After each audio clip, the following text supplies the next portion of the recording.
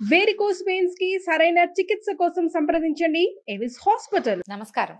కార్తీక్ పురాణం దాదాపుగా పూర్తయిపోయిందండి. చివరి భాగమైన పోలి స్వర్గారోహణ కథే చెప్పుకుంటాము.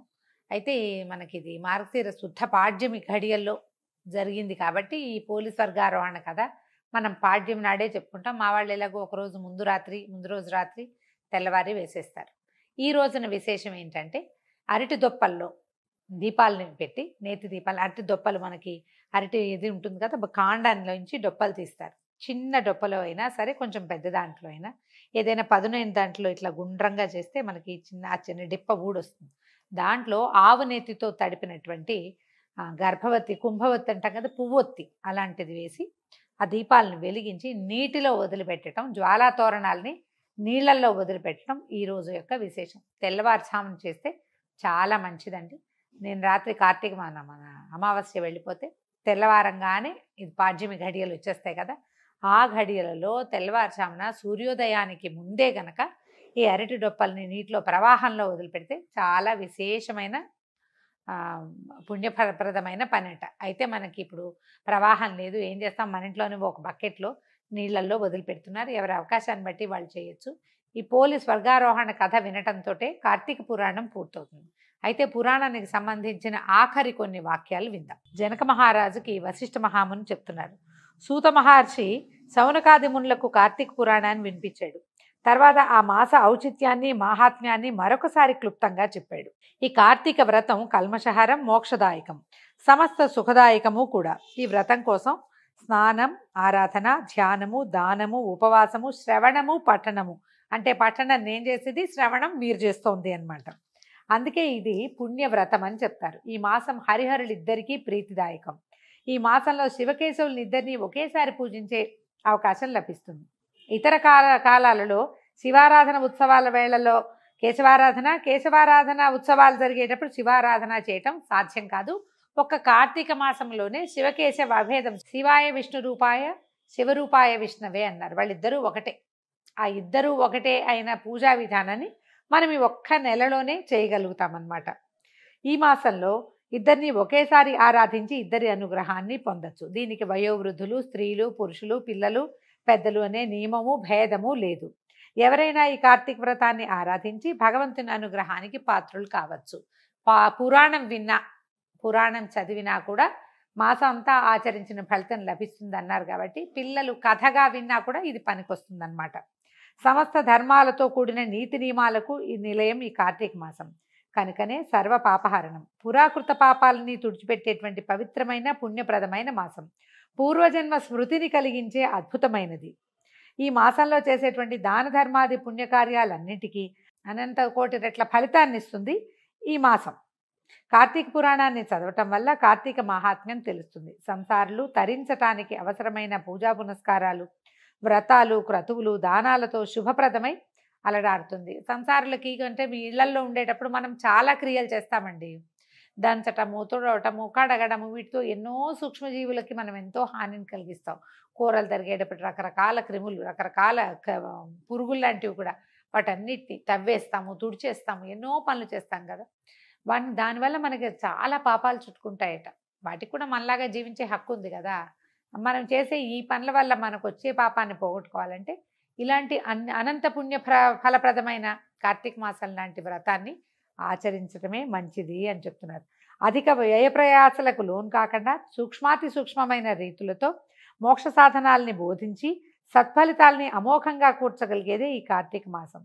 తెలిసి కానీ తెలియక కానీ ఈ మాసంలో పుణ్యవ్రత క్రతువులను ఆచరించిన వారికి అనుకోకుండా అడగకుండానే ముక్తి లభిస్తుంది. అల్పబుద్ధితో, ఈర్ష్యాద్వేషాలతో, నిర్లక్ష్యంతో వ్రతాలని ఆచరించే వాళ్లను దేశించేవాళ్ళు, కార్తీక వ్రత దీక్షలను చులకనగా చూసేవాళ్ళు, చేసేవాళ్ళు పడరాని కష్టాల పాలై ఇహపరాలు రెండింటికి చెడిపోయి నరకయాతల్ని అనుభవిస్తారనేది ముమ్మాటికి సత్యం. ఈ మాసం మొదలైన కార్తీక శుక్ల పాడ్యం నుంచి చన్నీటితో తలస్నానం నదిలో కానీ చెరువుల్లో కానీ చేయాలి. అలా చేయకుండా ఆహారం తీసుకోకూడదు. కనీసం ఇంట్లో స్నానం చేసేకైనా ఆహారం తీసుకోవటం మంచిది. ఆలయాల్లో స్వామి సన్నిధిలో దీపారాధనని కానీ దీపదానాన్ని కానీ చేయాలి. ఆహారమే తీసుకోకుండా కానీ ఒక పూట తిని కానీ ఉండటం, కేవలం సాయంత్రం మాత్రమే భుజిస్తూ నక్తవ్రతం చేయటం కానీ పాటించాలి. ధన కనక కన్యాదాన గోదానాదులు ఇంత అని లెక్కగట్టి చెప్పడానికి వీలైనంత ఫలితాన్ని ఇస్తాయి. అన్నదానాలు, వన సమారాధనలు, వ్రతాలు, పురాణ పఠనాలు, పురాణ శ్రవణాలు పుణ్యప్రదాలు. వృద్ధులు, పసివారు, అనారోగ్యవంతులు ఎవరైనా ఏ కారణం చేతైనా కార్తీక వ్రత నియమాల్ని పాటించలేని వాళ్ళు ఈ కార్తీక మాసంలో కనీసం ఏకాదశి నాడు కానీ, పూర్ణిమ నాడు కానీ, లేదా వాళ్ళకి వీలైన ఏదో ఒక రోజు కానీ ఈ వ్రతాన్ని అనుసరిస్తే ధన్యులవుతారు. మనసులో ఈ వ్రతాలు, దానాలు, పూజలు, నిష్టమాలు ఆచరిస్తున్నట్టుగా భక్తితో తలచుకున్నా కూడా తరిస్తారు. రాజా, ఈ కార్తీక మాసం సమస్త పుణ్య సముపార్జనకు పరమ ఉత్తమమైన సాధనం, సమస్త పాపాలకి విరుగుడు. తక్కువ సమయంలో భగవంతుని కృపని అనుగ్రహించగలిగిన పవిత్ర మాసం ఈ కార్తీక మాసం. పోలి స్వర్గారోహణ కథ చెప్పుకుందామండి. ఈ కథ వింటే మనకి కార్తీకం పూర్తయినట్టు అనమాట. కార్తీక మాసం ప్రారంభమైన శుక్లపాడ్యం నుంచి ప్రతిరోజు కార్తీక దీపారాధన చేసి కార్తీక మాసపు ఆఖరి రోజున అంటే మార్గశిర శుక్ల పాడ్యమి ఘడియలో చేసే దీపారాధనని పోలీస్వర్గం దీపారాధన అంటారు. దీనికి సంబంధించిన ఒక ఇతిహాసం చెప్పబడుతుంది. పూర్వం వారణాసి ప్రాంతంలోని విశాల నగరంలో రజకమ్మ అనబడే ఒక రజక స్త్రీ ఉండేది. ఈమెకి 7 కుమారులట. ఈ 7 కుమారులందరికీ వివాహాలైనాయి. ఆఖరి కోడలు దైవభక్తి కలిగి పెద్దల పట్ల చాలా గౌరవంగా ఉండేది. ఇంట్లోని వాళ్ళంతా పూజలు చేసేవారు కానీ ఏకాగ్రత భక్తి ఉండేవి కాదు. ఆఖరి కోడలైన పోలమ్మ ఎప్పుడూ తనకు అప్పచెప్పిన పనిని వదిలిపెట్టేది కాదు. ఏకాగ్రతగా చేసేది, శ్రద్ధగా ఆసక్తిగా పనిచేసేది, భక్తి తత్పరతతో ఉండేది. భగవన్నామాన్ని సంకీర్తన చేసుకుంటూ పని చేసుకునేదట. అయితే కార్తీక మాసం వచ్చిన దగ్గర నుంచి అత్త కోడళ్ళు అందరూ, పెద్ద కోడళ్ళు అత్తగారు కలిసి ప్రతిరోజు ఉదయమే నదీ స్నానానికి వెళ్ళిపోయేవారు.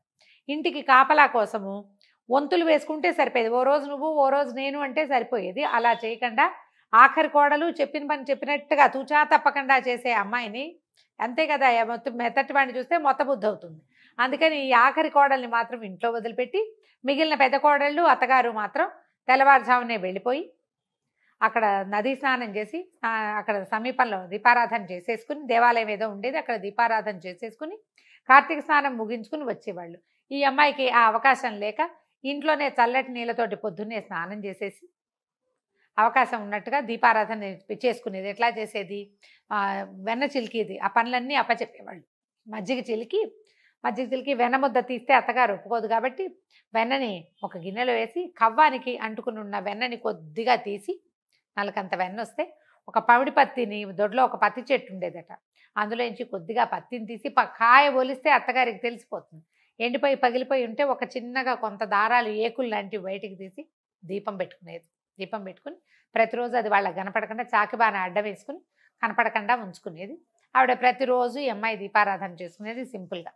ఇంకా పెద్ద పూజ లేదు, తలస్నానం లేదు, అంటే నదీ స్నానం లేదు, ఇంట్లోనే హరగంగే చెప్పుకునేది, ఇంకా వేరే దారి లేక. అయితే ఇలాగ నెల రోజుల పాటు అత్తగారు తోడుకోడళ్ళు కార్తీకానికి వెళ్ళారు.